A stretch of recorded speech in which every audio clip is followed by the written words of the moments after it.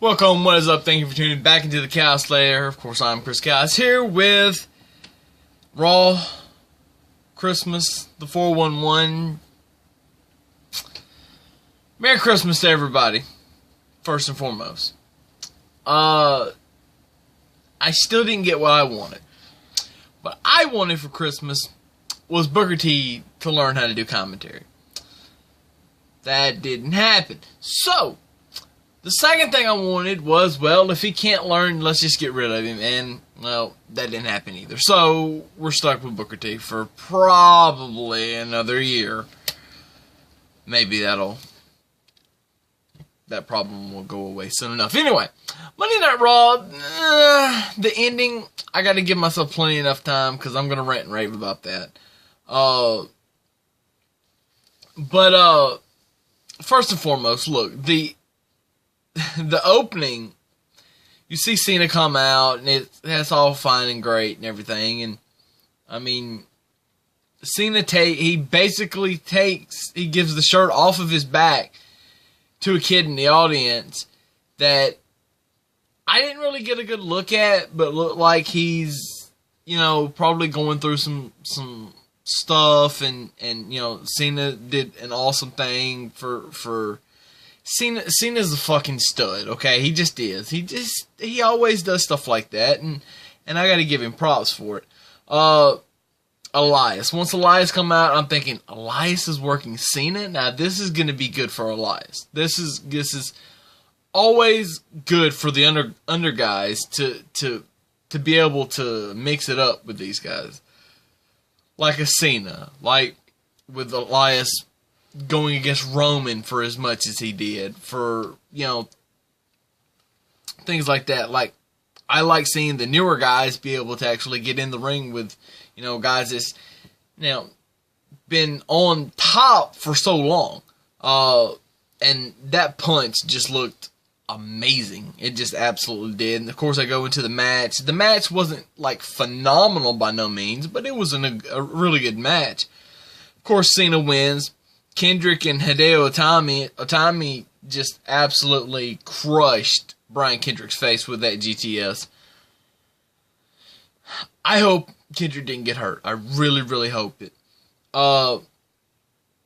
Absolution beats Mickie James, Bayley, Sasha Banks. I want to see next week Bayley versus Bayley versus Paige. That's the match I want to see. I also want to see a one-on-one match for Bayley versus Sonya Deville. I also want to see Paige versus Mickie James. I think that would be really good. Maybe we'll get that down the road somewhere. Kane beats Heath Slater. Finn Balor beats Kurt Hawkins. Roman Reigns defends the Intercontinental title against Samoa Joe. This is the match I thought probably should have main evented. And it's also the match I thought they should have changed the title. I'll get to the end later. We all know that I didn't like the end, and I'm going to get to that in just very shortly. I want Samoa Joe as a champion. Now, I've always said, and I stand by my statement, that I think there are two reasons we even have titles. It's to get somebody over that's not over, or it's so somebody who is over can put the title over. Hence, the way The Miz did it. Reigns, they're kind of, it's not really either or, it's kind of like flatlined. It's neither A or B, it's really kind of like nothing. It does nothing for me. Samoa Joe winning the title, I mean, it puts him over. Like, Samoa Joe's fantastic. He doesn't need the title. But in the eyes of, like, the WWE only people that's all that they know him from, it gives him a little bit more credibility. I don't think Joe needs the title, but I want to see Joe with a title. And I don't like guys just going straight to the world title, or in this instance, the Universal title. I'd rather see him work with the Intercontinental title, so that's why I thought this should happen. Curse Axel and Bo Dallas cracked me up all night singing. It was just funny. And then they get killed by Braun Strowman, which was, I mean, it is what it is. Alexa Bliss comes out. Mary Blissmas. Asuka. Asuka. That kick was not very close at all.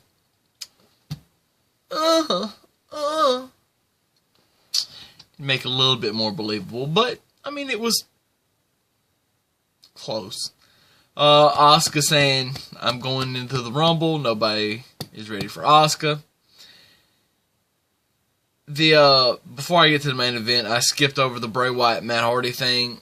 I'm glad that they finally did something in the ring, which was really nice to see in front of the live crowd. But I'm ready for them to fight. Weeks and weeks and weeks and weeks. They touched. I'm ready for them to have a match. Let's do it. I skipped over one match. And if you go back and look, there's a reason I skipped over that match, because it was fucking stupid. And then the tag titles, Sheamus and Cesaro losing the titles to Seth Rollins and Jason Jordan. I hate this on a lot of levels.